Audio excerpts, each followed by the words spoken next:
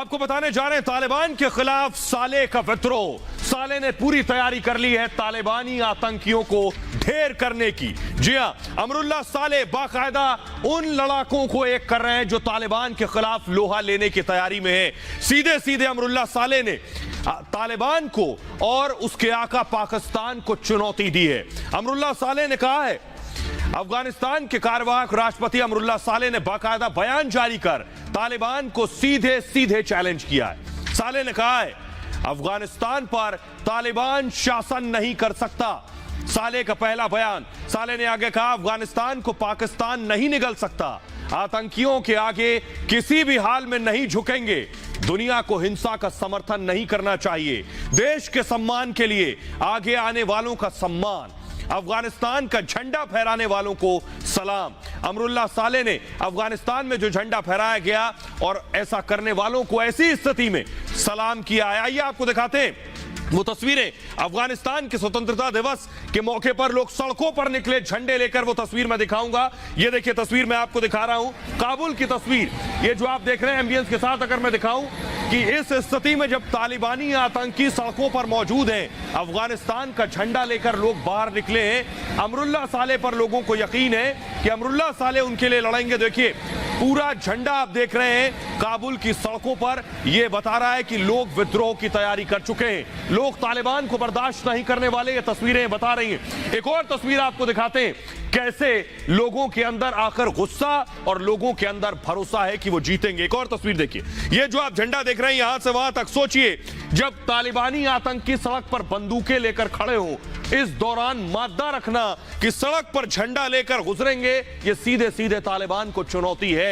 और यही चुनौती अमरुल्लाह साले को ताकत दे रही है तालिबान के खिलाफ लड़ाई करने के लिए। एक और तस्वीर आपको दिखाने जा रहे हैं, उसके बाद आपको बताएंगे आखिर कौन कौन से लड़ाके अमरुल्लाह साले के साथ आकर खड़े होंगे। देखिए शख्स को, काबुल की तस्वीर, ऊपर चढ़ा है खंबे पर। यह अलग किस्म की जद्दोजहद है अपने मुल्क को बचाने की, अपने देश के लिए लड़ने की। देखिए झंडा लेकर ऊपर चढ़ा है, चारों तरफ संगीन बंदूक का साया है कि कभी भी कोई भी गोली मार सकता है। लेकिन उस दौरान ये जो अलग है अमरुल्लाह साले जगा रहे हैं बाकी अफगानिस्तान के लोगों में कि वो कैसे लड़ेंगे तालिबान से। आइए अब आपको दिखाने जा रहा हूं, मैं बताऊं कि एक और तस्वीर दिखा रहा हूं। ये देखिए, ये जो तस्वीर मैं आपको दिखा रहा हूं, सड़कों पर लोग झंडे लेकर निकले। आज अफगानिस्तान का स्वतंत्रता दिवस है। तालिबान बेशक कोशिश करे अफगानिस्तान को गुलाम बनाने की, लेकिन ये तस्वीरें बता रही हैं कितनी आसानी से अफगानिस्तान की आम आवाम घुटने टेकने वाली नहीं है। दूसरी तरफ साले कैसे दरअसल तैयारी कर चुका है आगे की, जरा ये रिपोर्ट देखिए।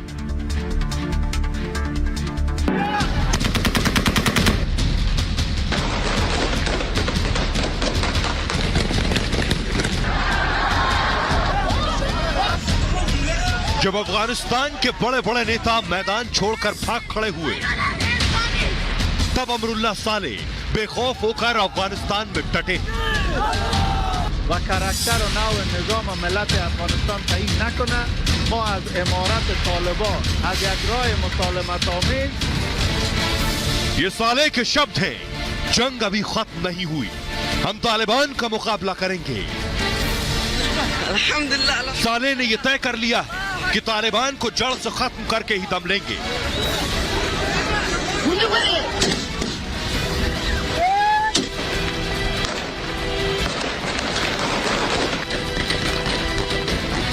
अफगानिस्तान की सड़कों पर तालिबानी आतंक के तांडव का सामना करने की तैयारी साले ने शुरू भी कर दी है।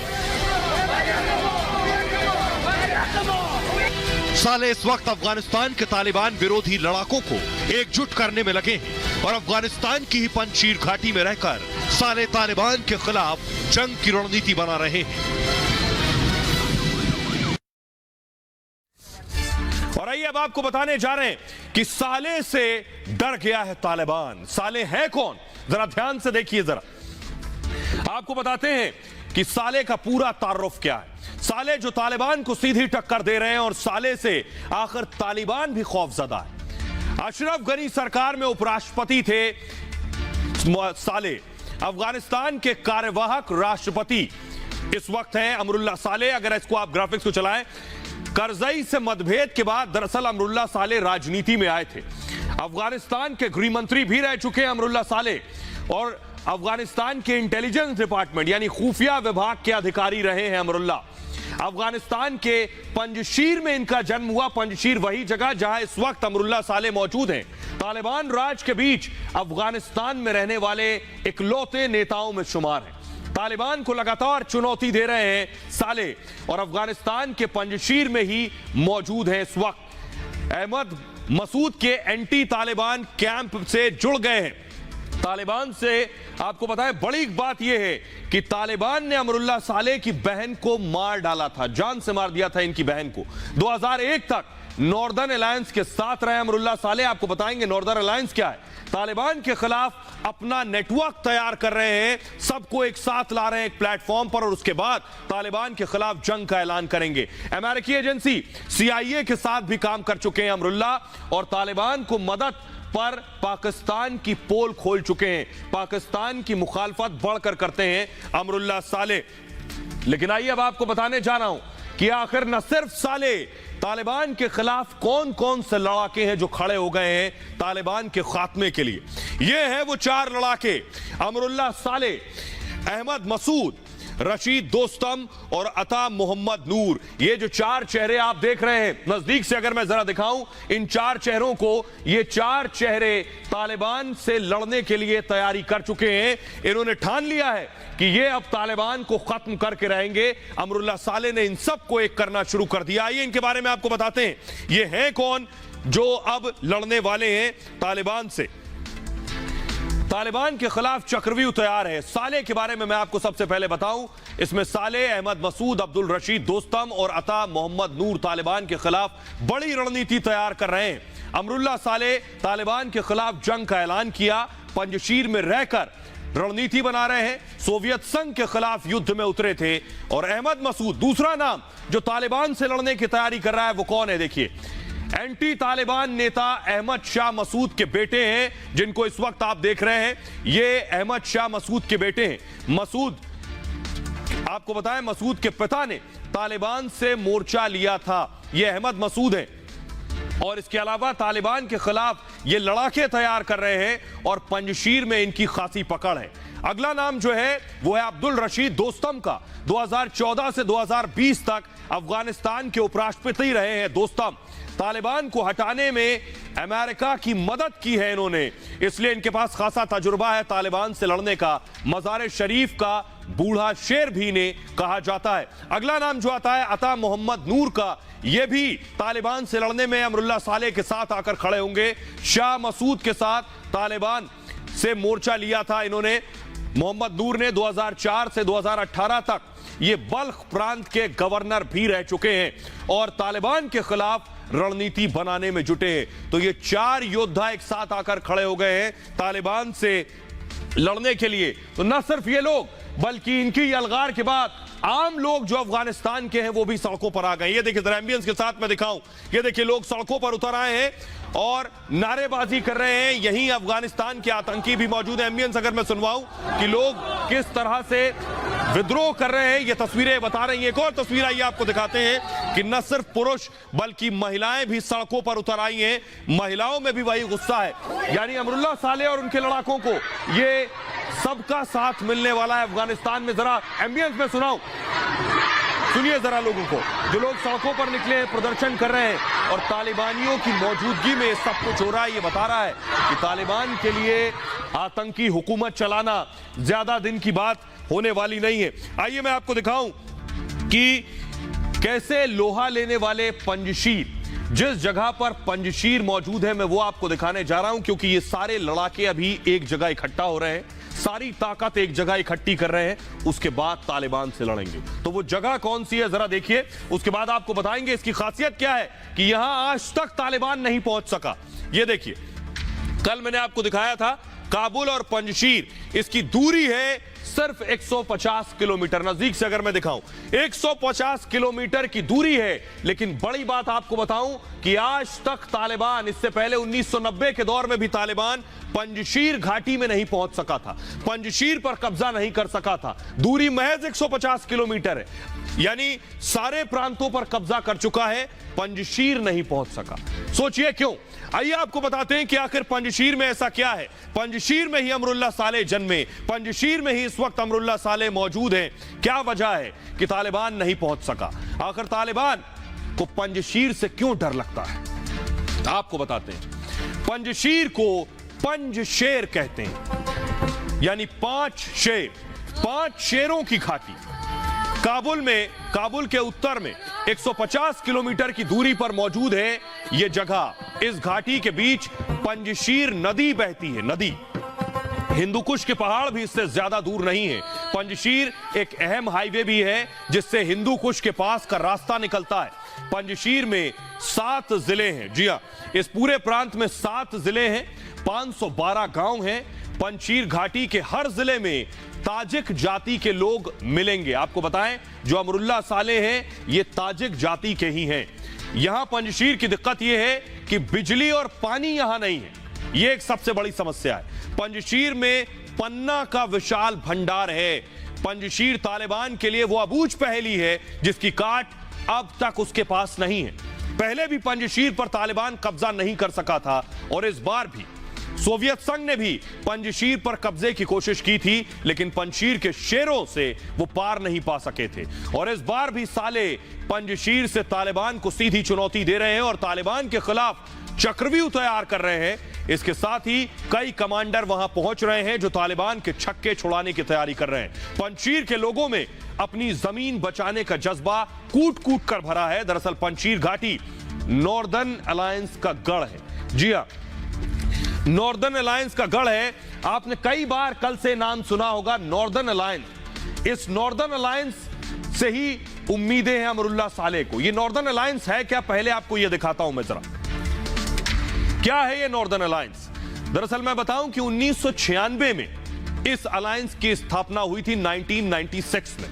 तालिबान के खिलाफ ये गठबंधन संगठन बनाया गया था तालिबान से लड़ने के लिए। काबुल पर तालिबान के कब्जे के बाद इसकी स्थापना हुई और अहमद मसूद ने इसकी नींव डाली थी।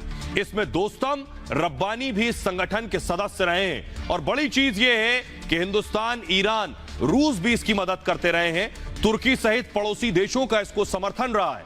अमेरिका ने अफगानिस्तान में अलकायदा के ठिकानों पर हमले के दौरान भी इस संगठन यानी नॉर्दर्न अलायंस की मदद ली थी। आइए आपको नॉर्दर्न अलायंस की एक तस्वीर दिखाता हूं मैं, जरा देखिए, आप खुद समझेंगे कि इनके लड़ाके कितने मजबूत हैं और कितनी तैयारी में है। ये नॉर्दर्न अलायंस के लड़ाके जिन्हें आप देख रहे हैं, जिन्होंने तालिबान से लड़ने की पूरी तैयारी कर ली है। इसमें हजारों लड़ाके मौजूद हैं बाकायदा हथियारों के साथ जो तालिबान से लड़ेंगे। यह है नॉर्दर्न अलायंस। आइए अब आपको दिखाते हैं कि आखिर ये ताकतवर कितने हैं। क्या तालिबान से लड़ पाएंगे? सालेह के पास कितनी ताकत है? क्या तालिबान जितनी ताकत है लड़ने की, आमने सामने जब युद्ध होगा तो कौन कितना ताकतवर बैठेगा? देखिए जरा, आपको बताने जा रहे हैं। सालेह के पास मुजाहिदों की फौज है। ये जो आप देख रहे हैं, एक तरफ तालिबान आप देख रहे हैं और दूसरी तरफ सालेह और उनकी टीम। सालेह के पास मुजाहिदों की फौज है, तालिबान के पास 70,000 लड़ाके हैं। सालेह के पास 10,000 ट्रेंड लड़ाके हैं जिसके जरिए वो सीधे सीधे तालिबान को चुनौती दे रहे हैं। सालेह के साथ मसूद, दोस्तम और नूर हैं। दूसरे देशों से भी मदद मांग सकते हैं अमरुल्लाह सालेह। तालिबान के खिलाफ हथियारों की जरूरत पड़ेगी उन्हें। सालेह कई कमांडर्स को भी अपने साथ जोड़ रहे हैं, लेकिन तालिबान के साथ लड़ना बड़ी चुनौती होने वाली है अमरुल्लाह सालेह के लिए, क्योंकि तालिबान अब पहले जैसा तालिबान नहीं रहा।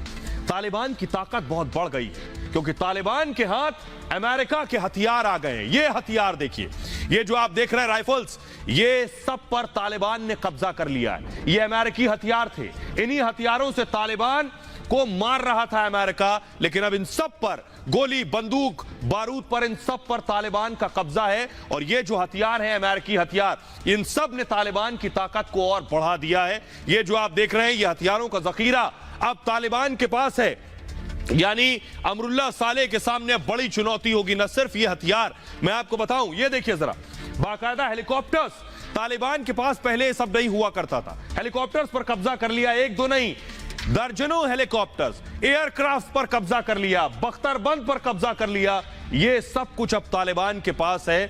तो आखिर साले कैसे लड़ेंगे जब तालिबान इन हेलीकॉप्टर के जरिए आकर अगर बमबारी करेगा? आइए अब आपको बताता हूं जरा तालिबान के पास कौन कौन से हथियार आ गए हैं, कितना मजबूत हुआ है तालिबान। देखिए जरा, तालिबान के पास आपको बताऊं 700, इसे देखिएगा, ये तालिबान की जो इस वक्त स्थिति है वो मैं आपको बता रहा हूं। 700 सेना ट्रक हैं, 700। इसके अलावा 20 पिकअप वैन है तालिबान के पास जो अमेरिका की हुआ करती थी। बख्तरबंद गाड़ियां हैं जिस पर गोली और बम असर नहीं करते हैं। T-62 मीडियम टैंक्स हैं जो गोले बरसा सकते हैं। अमेरिका के M1117 टैंक्स भी तालिबान ने अपने कब्जे में ले लिए हैं। 16 छोटी दूरी के मोर्टार हैं, मोर्टार दाग सकते हैं, 13 छोटी दूरी के मोर्टार हैं। 13 मोर्टार अब तालिबान के हाथ में, यानी किसी को भी निशाना बना सकता है Taliban. A-29 super टुकानो attack aircraft भी तालिबान के कब्जे में है। M17 यूटिलिटी हेलीकॉप्टर्स भी तालिबान के पास हैं। इसके अलावा MI-24, MI-24 अटैक हेलीकॉप्टर पर भी तालिबान ने कब्जा जमा लिया है। UH-60 ब्लैक हॉक हेलीकॉप्टर भी अब तालिबान के पास हैं। M16 राइफल्स हैं इन आतंकियों के पास। M4A1 राइफल्स भी इनके पास हैं। यह है तालिबान की इस वक्त की ताकत। और M2 मशीन गन भी तालिबान के पास है। सर्विलांस ड्रोन भी तालिबान की अब मदद करेगा इस लड़ाई में। तो ये सारे हथियार तालिबान के पास आ गए, जिसने तालिबान को इस वक्त और ज्यादा स्ट्रेंथ दे दी है। आइए आपको बताते हैं कितना ताकतवर हो गया है तालिबान। ये इसलिए कह रहा हूं मैं क्योंकि न सिर्फ हथियार बल्कि खुफिया डेटा, अमेरिका का जो गुप्त डेटा था, जो सीक्रेट डेटा था, वो भी तालिबान के हाथ में आ गया है। मैं आपको बताऊं ये इतना खतरनाक है कि लोगों के लिए जानलेवा साबित हो सकता है। ये खुफिया डेटा से अब तालिबानी क्या करेंगे मैं आपको बताता हूं। इस खुफिया डेटा में क्या था देखिए जरा। अमेरिकी सैन्य बायोमेट्रिक्स डिवाइस पर कब्जा कर लिया है। इन डिवाइसेस में क्या था, जैसे आप अपने वेरिफिकेशन के लिए, आधार कार्ड के वेरिफिकेशन के लिए आपका पूरा बायोमेट्रिक डेटा लिया जाता है, वैसे ही बायोमेट्रिक डेटा था। इन डिवाइसेस पर कब्जा कर लिया। डिवाइसेस में की मदद करने वाले, यानी अमेरिका की जो मदद कर रहे थे, उनका पूरा डेटा मौजूद था। डेटा में अफगानियों की पहचान की पूरी जानकारी थी और डिवाइस इंटरसेप्ट में पाकिस्तान मदद कर सकता है। होगा क्या, अमेरिकी समर्थकों को नुकसान पहुंचा सकते हैं अब ये तालिबानी आतंकी, इस बात का डर है। लेकिन आइए अब आपको बताता हूं मैं, तालिबान की बेशक ताकत बढ़ गई हो, क्या अमरुल्लाह साले पंजशीर से निकलकर तालिबान को मारने जाएंगे, या तालिबान सब पर कब्जा कर चुका है, सारे प्रांतों पर, तो अब तालिबान क्या पंजशीर घाटी के अंदर घुसेगा? क्या यह मुमकिन है? ना आज से पहले तालिबान घुस पाया, ना सोवियत संघ, अब जाएगा क्या? आइए आपको बताते हैं। तालिबान के खिलाफ पंजशीर में जंग की तैयारी हो रही है। आज तक तालिबान पंजशीर पर कब्जा नहीं कर पाया, लेकिन अब वो क्या कर सकता है?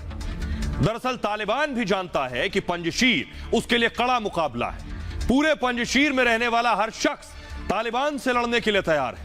यही वो इलाका है जिस पर तालिबान आज तक कब्जा नहीं कर पाया। ऐसे हालात में अब तालिबान पंजशीर से सीधा मुकाबला ना करके क्या करेगा? कूटनीतिक तरीके से इसे जीतने की कोशिश करेगा तालिबान पंजशीर के बाहर पहरा लगा सकता है, यानी चारों तरफ पंजशीर की घेराबंदी करेगा, अंदर नहीं जाएगा। और पंजशीर के लिए जो भी खाने और जरूरी सामान अंदर जाते हैं इस प्रांत में, उसकी सप्लाई पर रोक लगा देगा, यानी कोई भी ट्रक अंदर ना जा सके। ऐसे में पंजशीर में जंग की तैयारी करने वालों के लिए मुश्किल खड़ी हो जाएगी। हालांकि स्थानीय जानकारों के मुताबिक पंजशीर ने पहले ही लंबे समय तक के लिए खाने और मेडिकल सामान को फिलहाल स्टोर कर लिया है, तो अभी पंजशीर में घुसने की हिमाकत नहीं करेगा तालिबान। बहरहाल तो तालिबान से लड़ने की तैयारी हो रही है। संभव है अफगान के लोग और पूरी दुनिया ये उम्मीद करेगी कि ये लड़ाके तालिबान का खात्मा कर सकें। आगे बढ़ते हैं, बात करते हैं। तालिबान घुस गया अफगानिस्तान में, लेकिन अशरफ गनी उड़ गए। अबू धाबी में लैंड हुए हैं, लेकिन अशरफ गनी पर जो आरोप लग रहे, अशरफ गनी ने उस पर सफाई दी है। अफगानिस्तान के पूर्व राष्ट्रपति की सफाई सामने आई है कि उन्होंने किसी का पैसा लेकर नहीं भागे। क्या कह रहे हैं अशरफ गनी? अशरफ गनी पर पैसे लेकर भागने का आरोप लग रहा है, लेकिन इन आरोपों पर अशरफ गनी ने सफाई दी है। दरअसल जब से अशरफ गनी पर पैसे लेकर भागने का आरोप लगा है, अशरफ गनी पर पूरी दुनिया सवाल खड़े कर रही है और इन सवालों के बीच अशरफ गनी की गिरफ्तारी की मांग होने लगी। इस समय अशरफ गनी यूएई यानी संयुक्त अरब अमीरात के अबू धाबी में मौजूद हैं और यूएई से उन्होंने एक संदेश जारी किया। دتیری یکشنبه بپور از ما به خپل کاری دفتر که عادی ورځنی تقسیم اوقات ترکیب آورم. ماسپښین زه دفاع وزارت ته روانم تر څو د کابل ښار د نظم لپاره سوق او ادارې ته لاړ شم. ناڅاپه زما د فزیکي امنیت مسئولین د دې لپاره راغلل چې یوه لویه توطیه شنډه کړي. زه یې له ساحې وویستم. سره له دې چې طالبانو کابل ته د نه داخلېدو ژمنه کړې وه، خو دوی د ارګ د دروازو شاوخوا ځای پر ځای شوي ول او زموږ امنیتي مسؤلینو د امنیت ټینګښت. तो आपने सुन लिया अशरफ गनी को। गनी अपनी सफाई में कह रहे हैं उनके पास कोई पैसा नहीं, उन पर आरोप जो लग रहे हैं वो गलत है। आइए आपको बताते हैं उन पर इल्जाम क्या है। अशरफ गनी पर इल्जाम है थोड़े बहुत नहीं, 1100 करोड़ 1100 करोड़ रुपए लेकर भाग गए अशरफ गनी। उन्होंने कहा उनके पास पैसे नहीं थे, वो तो ये कह रहे हैं वो जूता भी नहीं पहन पाए, चप्पल में भाग गए। 4 कारों में कैश भरा हुआ था, हेलीकॉप्टर में कैश के भरे बैग रखे गए थे और हालत यह थी कि इतना पैसा था कि रनवे पर ही पैसा को छोड़कर जाना पड़ा। ये आरोप रूस की तरफ से लगे। उसके बाद दूतावास के राजदूत ने अशरफ गनी की गिरफ्तारी की भी मांग की है, लेकिन अशरफ गनी का कहना है कि हालात ऐसे थे कि उन्हें अफगानी सुरक्षा कर्मियों ने कहा, उनके अंगरक्षकों ने, कि आप फौरन भागिए यहां से, तो वो चप्पल उतारकर जूता भी नहीं पहन सके। बहरहाल आइए अब आपको बताने जा रहा हूं कि तालिबान का कैसे मुखौटा उतर रहा है। उतर गया तालिबान का नकाब। तालिबान गुड तालिबान को बहुत दिन से तालिबान अपनी छवि बनाने की कोशिश कर रहा था कि बहुत साफ सुथरे हैं, हम तो यहां शासन करने आए हैं, हम तो यहां लोगों को एक साथ लेकर आगे बढ़ने आए हैं। मुल्ला बरादर की तस्वीरें मैं आपको दिखा रहा हूं। मुल्ला बरादर जिस वक्त पहुंचा अफगानिस्तान में, ये वो तस्वीरें मैं आपको दिखा रहा हूं। और तालिबान अभी क्या कर रहा है, अफगानिस्तान पर कब्जे के बाद तालिबान ये कोशिश कर रहा है और पूरी दुनिया को बताने की कोशिश कर रहा है कि अफगानिस्तान में खून खराबा नहीं करेगा। अब वो तालिबान नहीं है, अब वो नया तालिबान है। लेकिन मैं आपको दिखाऊंगा कि कैसे तालिबान का मुखौटा उतर गया, कैसे तालिबान के खाने के दांत और हैं और दिखाने के और हैं। ये देखिए, ये बाकायदा तालिबान ने प्रेस कॉन्फ्रेंस की और प्रेस कॉन्फ्रेंस करके तालिबान ने बताया कि आखिर वो कैसे हुकूमत करेगा। तो तालिबान की एक एक बात पर मैं तालिबान का आज मुखौटा उतारने वाला हूं कि तालिबान ने क्या कहा और उसकी हकीकत क्या है। पहली बात, तालिबान ने कहा देश का सम्मान होगा, यानी देश पर कब्जा कर लिया, सम्मान होगा। इसकी हकीकत मैं आपको दिखाने जा रहा हूं। ये देखिए, यह है पहली तस्वीर कि झंडा जो लगाया गया था तालिबानियों ने उसे हटा दिया। ये तस्वीरें देखिए, फायरिंग शुरू कर दी। ये जो आप देख रहे हैं, ये झंडा लगाया था अफगानिस्तान के लोगों ने, लेकिन तालिबान को ये झंडा बर्दाश्त नहीं है। दूसरी तस्वीर मैं आपको दिखाता हूं, देखिए जरा। दूसरी तस्वीर अगर मैं डालूं, जल्दी से दिखाऊं, दूसरी तस्वीर ये देखिए जरा, तालिबान की एक और हकीकत। ये साइकिल पर एक शख्स झंडा लेकर जा रहा था और इसको रोका है और उसके बाद ये झंडा नोच दिया है। यह है देश का सम्मान, यह है तालिबान का असली चेहरा जो कह रहा था देश का सम्मान होगा। यह हो रहा है सम्मान। एक और तस्वीर मैं आपको दिखाता हूं, देखिए परत दर परत। एक और तस्वीर देखिए, झंडा फहराया था इस शख्स ने तो इसके हाथ बांध दिए। ये देखिए जरा, पहले झंडा छीन लिया, छीन कर फेंक दिया और उसके बाद इस शख्स के हाथों को बांध दिया है। ये देख रहे हैं आप, यह है तालिबान का असली चेहरा। इसीलिए मैं कह रहा हूं तालिबान के ये हाथी दांत हैं, खाने के और दिखाने के और। अभी तालिबान ये कोशिश कर रहा है कि उसकी अच्छी अच्छी चीजें दुनिया के सामने आए, असली हरकत तो वो बाद में करेगा।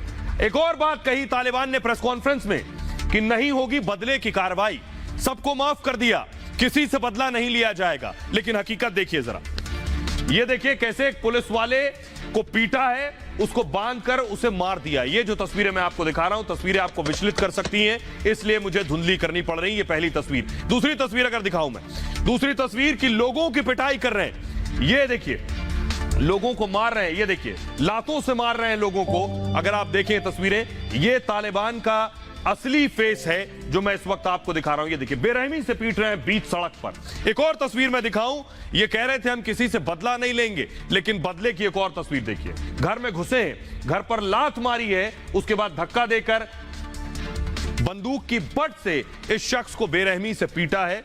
यह बता रहा है कि तालिबान जो कह रहा है, यानी उसकी कथनी और करनी में कितना बड़ा फर्क है। ये 3 तस्वीरें बता रही हैं कि बदले की कार्रवाई, ये देखिए, कह रहे थे बदले की कार्रवाई नहीं करेंगे, देखिए गेट पे लात मारी है, बदले की कार्रवाई नहीं करेंगे, लेकिन बदले की ही कार्रवाई हो रही है।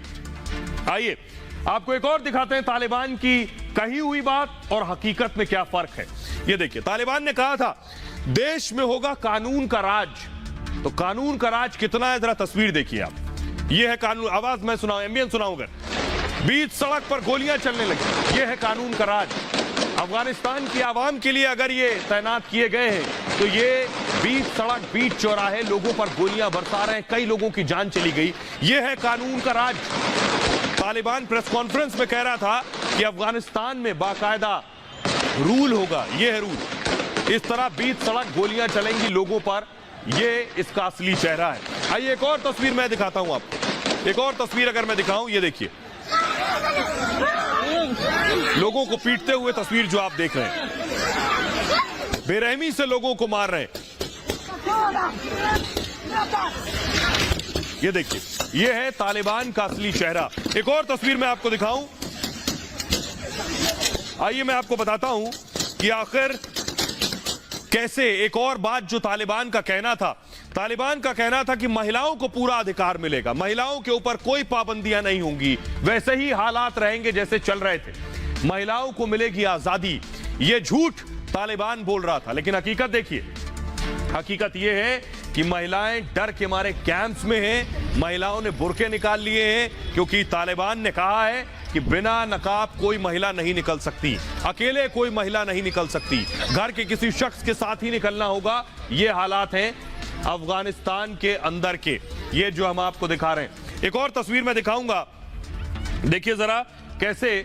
ये जो तस्वीर देखिए, महिलाओं को पूरी आजादी होगी, लेकिन हकीकत ये है, ये देखिए किस तरह से महिलाओं की जितनी फोटो लगी थी अफगानिस्तान में सड़कों पर, हर सबको पेंट कर दिया गया है, हर तस्वीर को काले रंग से पोत दिया गया है। काला रंग इतना पसंद है तालिबान को। देखिए जरा, एक भी तस्वीर महिलाओं की नहीं हो सकती है सड़क पर, नाम महिलाओं का नहीं हो सकता है सड़क पर। यह तालिबान कह रहा था महिलाओं को आजादी देंगे, यह है आजादी की असली तस्वीर। तो यही इसीलिए मैं कह रहा हूं, तालिबान का जो मुखौटा था, जो तालिबान ने चादर ओढ़ रखी थी, वो केवल 48 घंटे में ही सामने आ गई है।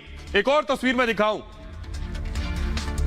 महिलाएं नौकरी कर सकेंगी, तालिबान यह कह रहा था। तालिबान का कहना था कि महिलाओं को रोकेंगे नहीं, उन्हें घर से बाहर निकलने की आजादी होगी, नौकरी करने की आजादी होगी, लेकिन वो मुखौटा भी उतर गया है। देखिए जरा, ये न्यूज एंकर हुआ करती थी, अफगानिस्तान में खबर पढ़ा करती थी, लेकिन अब पहले शुरू में कहा गया कि इनको पूरी आजादी होगी काम करने की, लेकिन इन्हें रिप्लेस कर दिया गया, महिला न्यूज एंकर को हटा दिया गया, बैन कर दिया तालिबान ने, और उसकी जगह पुरुष एंकर आ गए, और वो भी उसी स्थिति में, उसी हालत में जिस हालत में तालिबानी रहते हैं।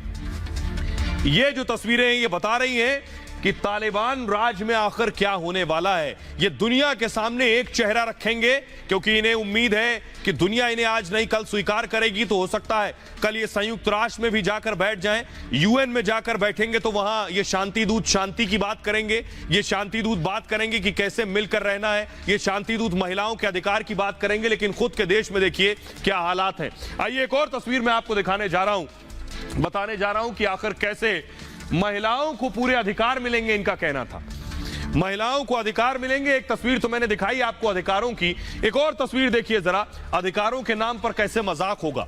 ये जो आप देख रहे हैं, ये जो मैं आपको दिखा रहा हूं, महिलाओं को सड़कों पर उतरना पड़ रहा है, पोस्टर लेकर महिलाएं सड़कों पर उतर रही हैं। ये तस्वीर ये बता रही है कि महिलाओं को खुद लड़ना पड़ेगा, क्योंकि ये बंदूक की नोक पर महिलाओं को घरों में ठूसना चाहते हैं, इसलिए ये चाहते हैं कि महिलाओं को ये किस तरह से घरों के अंदर बंद कर दें, इसलिए महिलाओं को खुद सड़कों पर निकलकर सामने आना पड़ रहा है।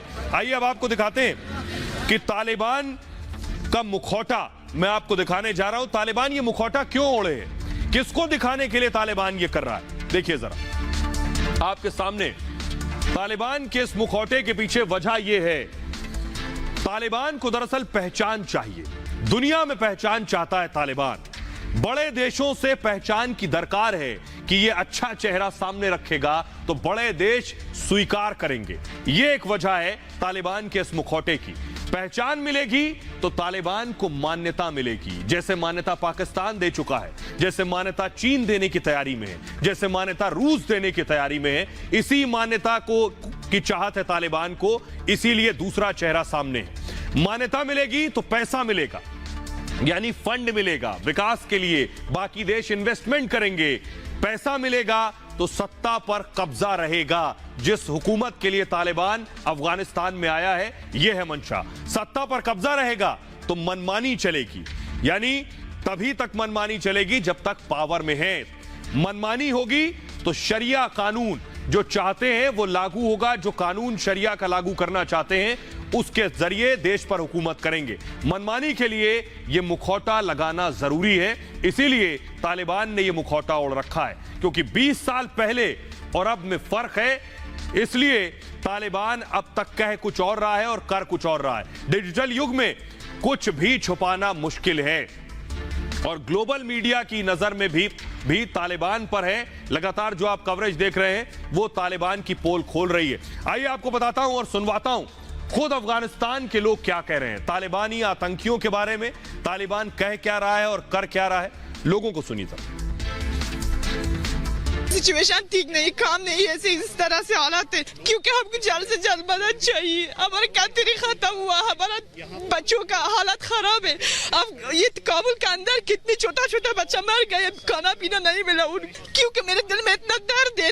मैं अपनी आंखों के सामने 2 साल पहले जुल्म देखा, इसलिए मैं तो रो रही हूँ आज, ताकि दुनिया को पता चल जाए कि अफगानी लोगों ने कितना जुल्म देख लिया। सबको ये परेशानी है कि हम परेशान है। हम अफगानिस्तान सब रिश्तेदार सब फैमिली हमारा इधर है, बहन भाई सब इधर है, तो बहुत मुश्किल है। कोई हमारा आवाज नहीं सुनता है यहाँ पे, स्पेशली यूएन। और फिलहाल ये भारत की बात है में इतना ही। अपना बहुत ख्याल रखिए। एक छोटे से ब्रेक के लिए रुक रहे हैं, लौट रहे हैं कुछ और बड़ी खबरों के साथ।